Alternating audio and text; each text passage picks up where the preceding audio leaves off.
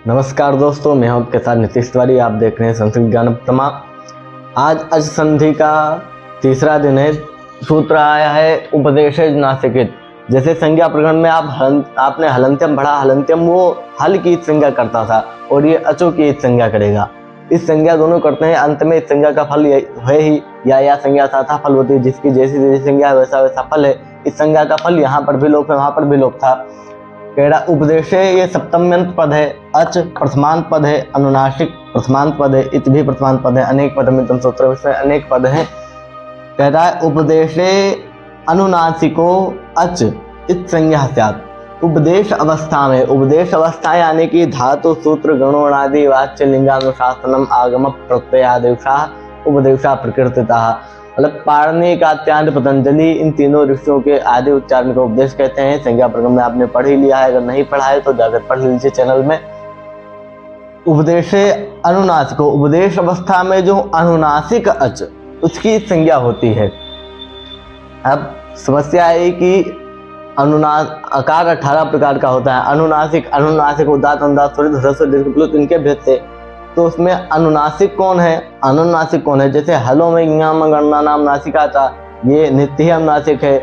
और तेन अनुनासिकास्ते अनुनासिकस्ते या वाला दुधा यकार वकार लकार ये विकल्प से अनुनासिक हो जाते हैं।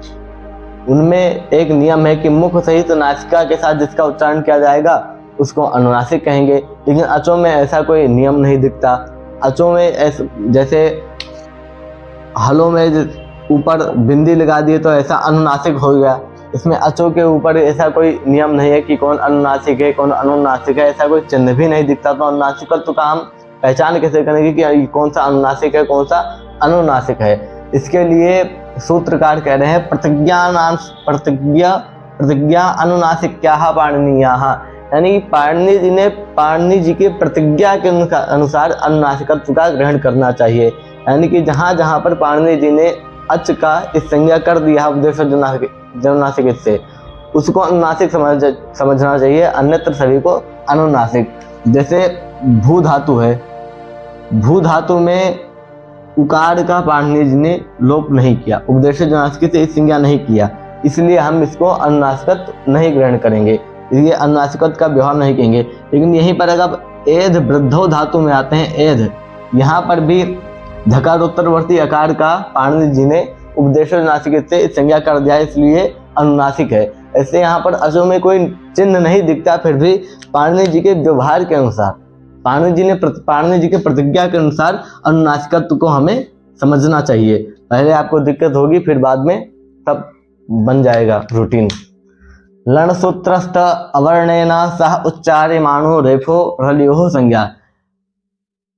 आपने पढ़ा है लण मध्य तो इस संज्ञा कहा। लण में लकार उत्तरवर्ती जो आकार है उसकी संज्ञा होती है। ठीक है, लण सूत्र के साथ पठित जो अवर्ण, लण सूत्रस्थ अवर्णेन सह उच्चार्यमाणो, उस अवर्ण के साथ उच्चार्यमाण जो रेफ रलयोः संज्ञा, उसकी रकार और लकार ये दोनों संज्ञाएं होती है। यानी कि रा प्रत्याहार एक बनता है। रा प्रत्याहार कैसे बनता है? जैसे सूत्र है ह या वरट और लण, ये दो सूत्र हैं। सबसे पहले उपदेशज नासिकित आया, इससे लकारोत्तरवर्ती आकार की इस संज्ञा हो गई, तो लकार क्या हो गया? हलंत हो गया। अब आदरंते प्रत्याहार करने के लिए आदरंतीन संहिता आया। आदरंतेन संहिता ये अण अच हल ये संज्ञाएं करता है, इस संज्ञाओं को प्रत्याहार कहते हैं। जैसा सिद्धांत कौमुदी के मूल में लिखा है, आदरंतेन संहिता एते तत्सूत्रेण कृताः संज्ञाः प्रत्याहार शब्देन व्यवह्रियन्ते।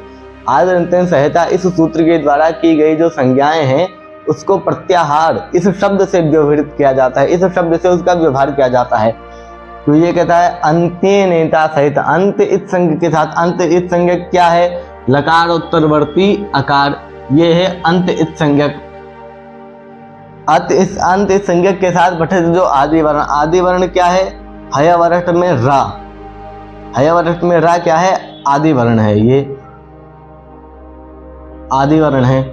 तो कह रहे हैं अंत्य नेता सहित आदर मध्य का नाम सत्य च संज्ञा से, तो वो मध्यगामी वर्णों के साथ अपना भी बोध कराता है।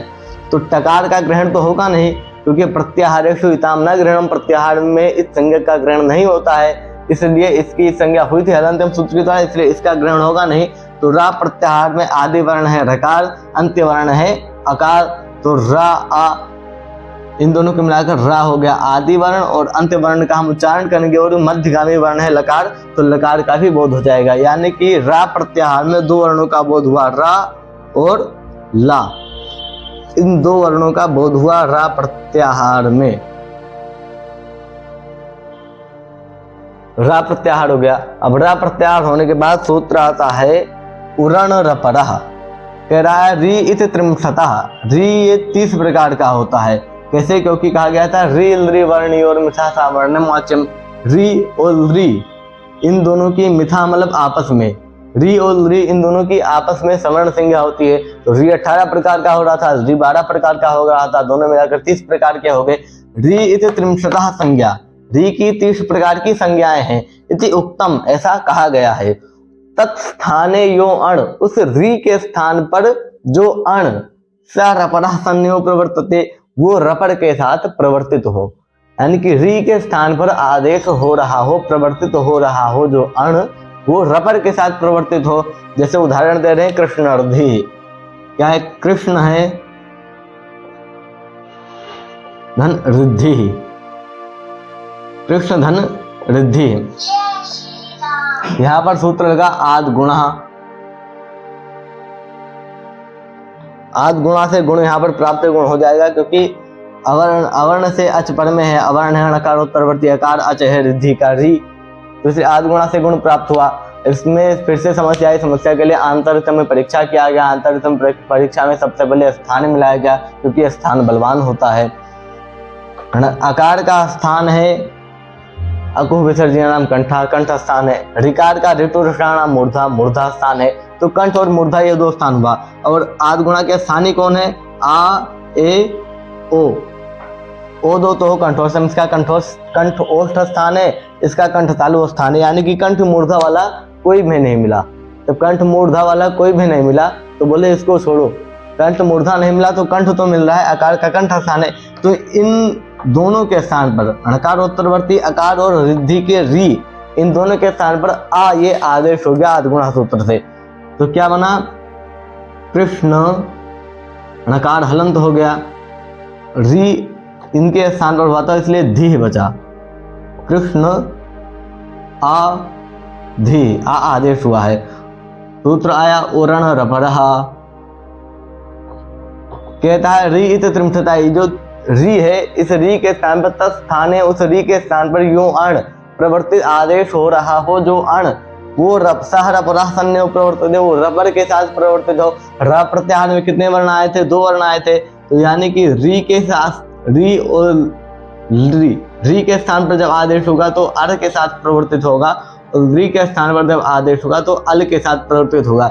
यानी कि एक में रा हो जाएगा, एक में ला हो जाएगा। और अकार ये आद गुणा से जो आदेश हुआ था, तो ये अर के साथ जब प्रवर्तित हुआ तो आया कृष्ण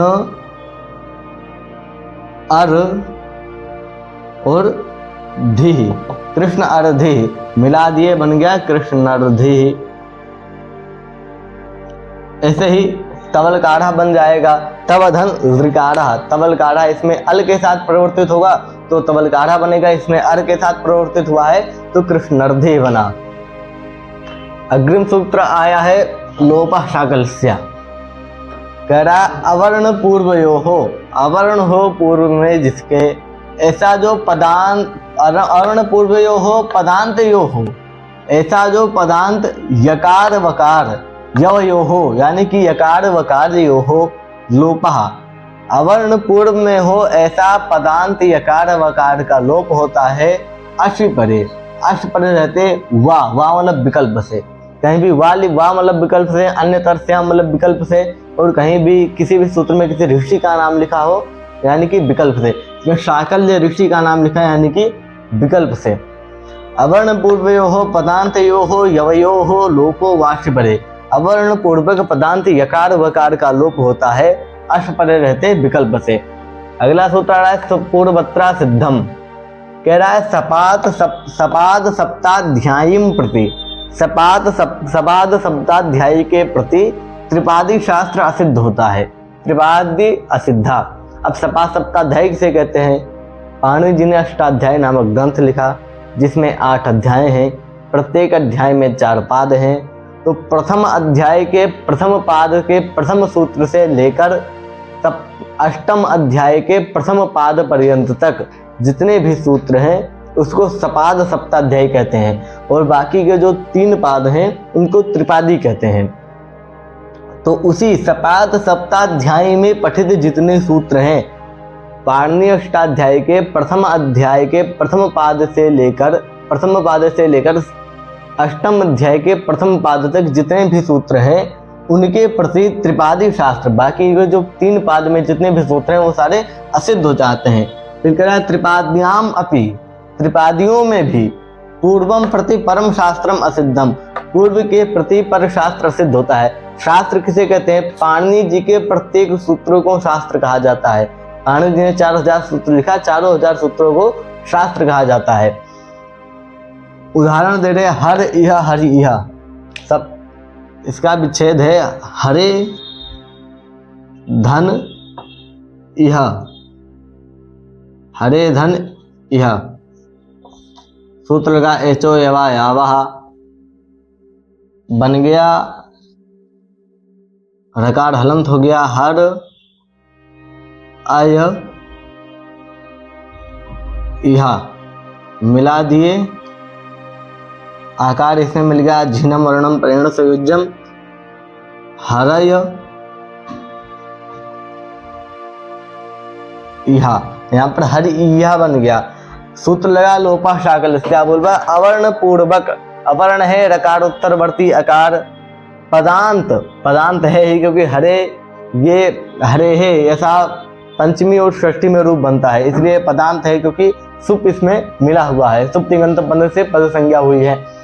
पदांत यकार है या उसका लोप हो जाए, अष्ट पर में है यह का ई विकल्प से होगा, तो एक बार जब इसका लोप हो जाएगा तो इससे लोपा शाकल लस्या से तो बन जाएगा हर, यकार का लोप हो गया इहा, हर इहा बना, हर इहा एक, और इसमें जब हर इहा बनने के बाद फिर से आद गुणा से गुण प्राप्त हो गया, आद गुणा से गुण प्राप्त हुआ क्योंकि अवर्ण है ही, अवर्ण से अच पर में है इसलिए आद गुणा से गुण प्राप्त हुआ। फिर सूत्र लगा पूर्वत्रा सिद्धम, कह रहा है सपाद सप्ताध्यायी के प्रति त्रिपादी शास्त्र सिद्ध होता है। तो सपाद सप्ताध्यायी क्या है?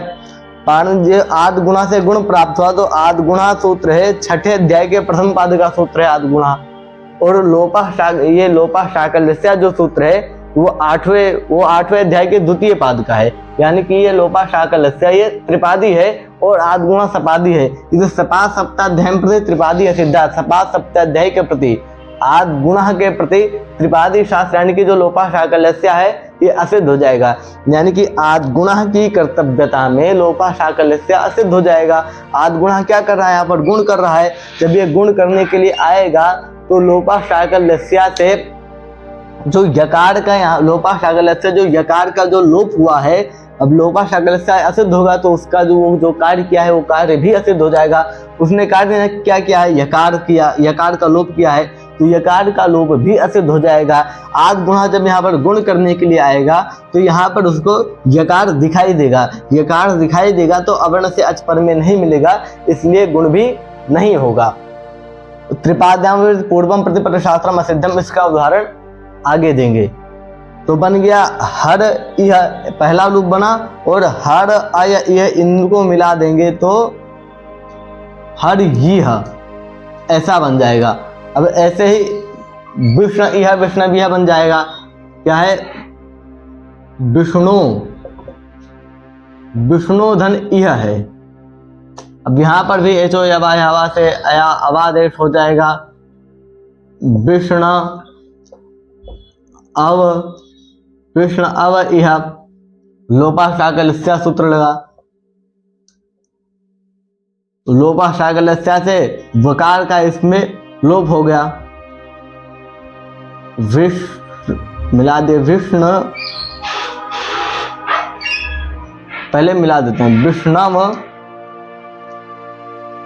और इह। अब लोपा क्या बोला, अवर्ण पूर्वक, अवर्ण है नकार उत्तरवर्ती हकार, उससे परे वकार है वह, उससे परे अस प्रत्याहार में यह का ई, इसका लोप हो जाए, लोप हो जाए तो इसका क्या, लोपा शाकल से लोप हो गया। क्या बचा,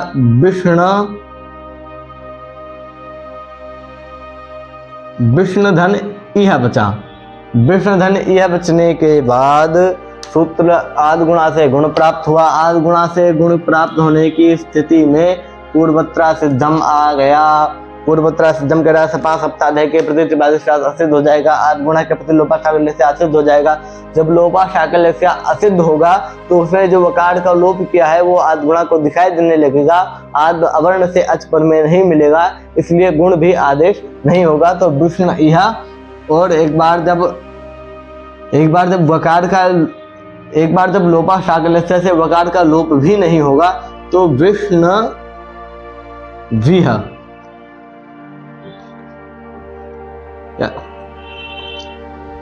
विष्णु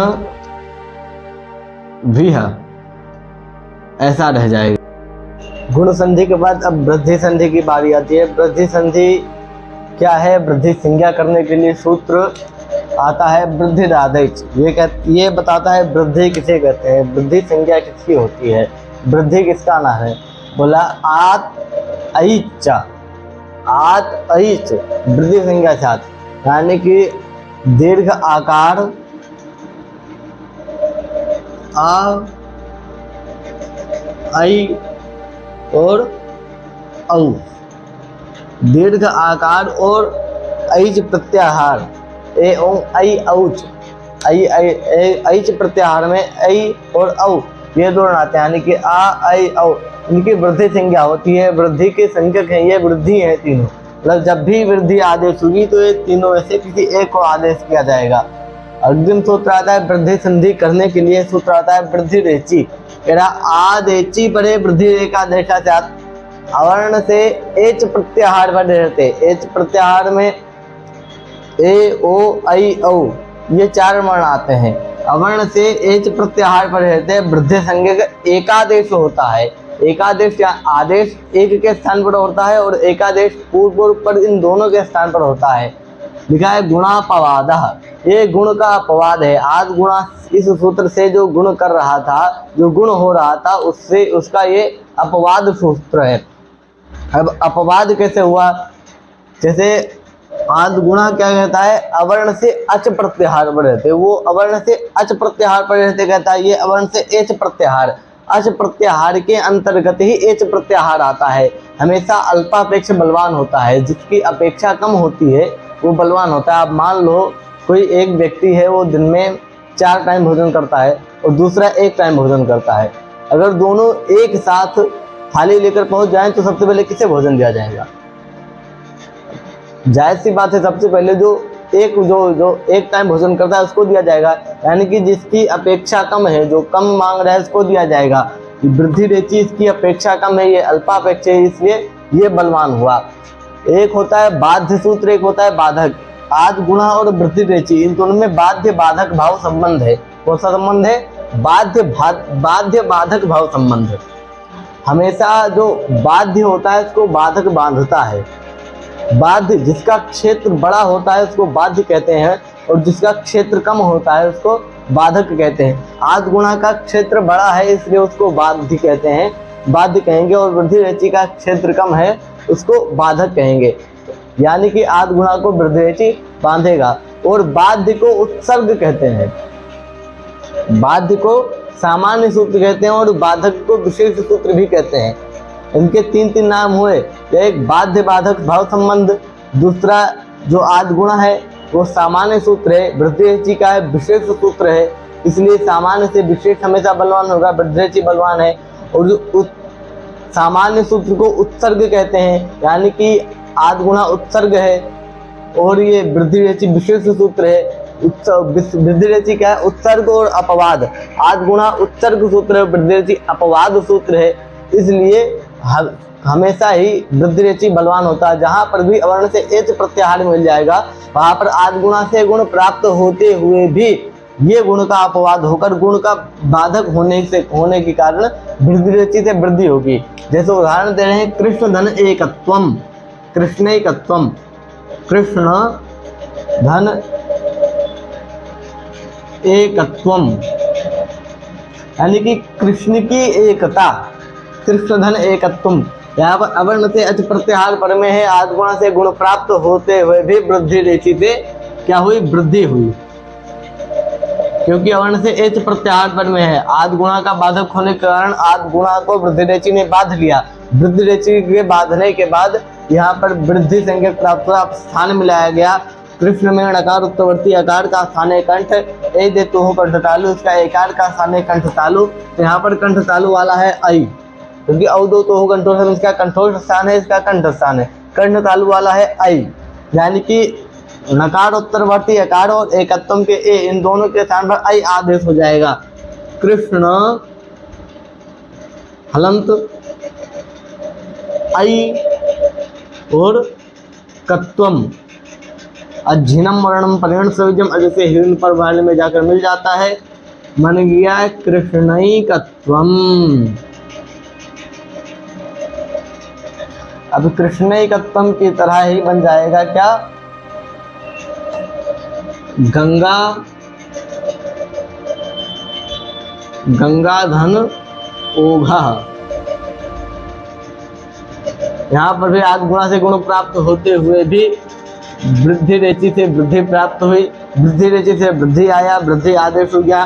गंगा में गकार उत्तरवर्ती अकार का स्थान है कंठ, ओ तो कंठोष का कंठोष स्थान है, कंठोष स्थान वाला मिला। इसमें स्थान मिलाने के बाद कंठोष स्थान वाला मिल गया औ, तो बन गया गंग हलंत औ और घा, मिला दिए गंगौघा। ऐसे ही देवधन ऐश्वर्यम, देव ऐश्वर्य, देवधन ऐश्वर्यम, देवेश्वर्यम और कृष्णधन औत्कंठम, कृष्णोत्कंठम, यानी कृष्ण की उत्कंठा, देवधन ऐश्वर्यम, देवों का ऐश्वर्य। गंगौघा, गंगायाः ओघा, ओघ यानी कि गंगा में, जैसे गंगा में जो बहा करता है, जैसे घर इत्यादि, घर तो बहेगा नहीं, जो उसमें खर इत्यादि होते हैं उसको ओघ कहते हैं। जैसे आया है गंगायाम मीन घोषा, गंगा में मीन और घोष होते हैं। ओघ, ओघ मतलब होता है प्रवाह। गंगायाः जलस्य वेगः, गंगा के जल का वेग, गंगा के जल का प्रवाह, खर नहीं होता है। गंगायाः जलस्य ओघा, गंगायाः जलस्य वेगः, गंगा के जल का प्रवाह, उसको गंगौघा कहते हैं। तो दोस्तों आज के वीडियो में इतना ही। वृद्धि संधि तक ही वृद्धि संधि का अग्रिम सूत्र आएगा एत्य धत्युष्टु, जिसको हम कल करेंगे। अगर आपने पिछला वीडियो नहीं देखा है तो आपको चैनल के प्लेलिस्ट में संज्ञा प्रकरण से लेकर अभी तक सभी प्लेलिस्ट वीडियो क्रम से मिल जाएंगे, उस पर उसको जाकर आप देखें। वीडियो अच्छा लगे तो लाइक करें, कमेंट करें, शेयर करें। आज के वीडियो में इतना ही। तब तक के लिए नमस्कार, नमस्कार।